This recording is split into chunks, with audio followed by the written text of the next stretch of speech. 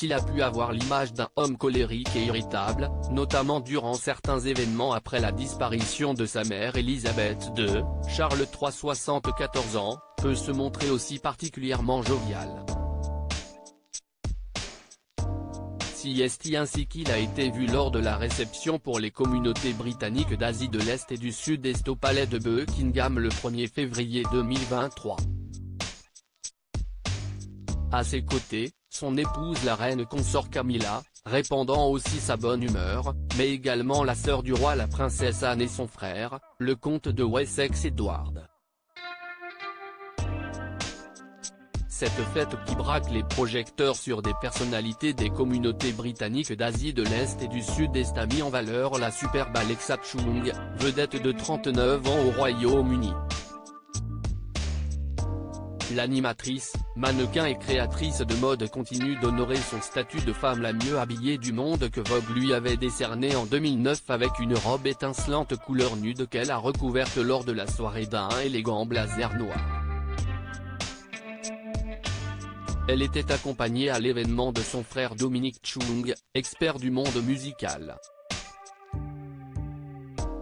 Charles se prépare pour son couronnement. La pression monte toutefois à Buckingham à l'approche du couronnement du roi Charles III, le 6 mai à l'abbaye de Westminster. Buckingham veut faire de cet événement historique un moment de fête, qui donne l'occasion aux gens de se réunir. La famille royale sera-t-elle elle-même réunie? Buckingham n'a pas indiqué dans son communiqué si Harry et son épouse Meghan, exilés en Californie, seront présents, mais ils vont bel et bien être invités selon le Daily Mail. Le palais n'a d'ailleurs jamais officiellement réagi au livre explosif du prince, Le Suppléant, publié le 10 janvier, dans lequel il porte de sévères accusations contre plusieurs membres de la famille royale, en particulier son frère William et la reine consort Camilla.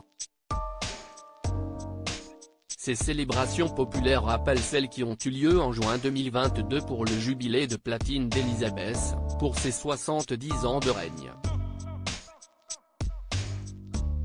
Dans tout le Royaume-Uni, des dizaines de milliers de déjeuners et pique-niques entre voisins avaient été organisés pour célébrer cette monarque extrêmement populaire.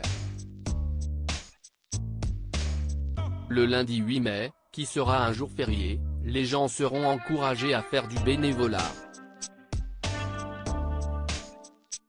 Cette démarche vise à rapprocher les gens et à créer un mouvement de bénévolat qui durera après le week-end du couronnement, a indiqué le palais.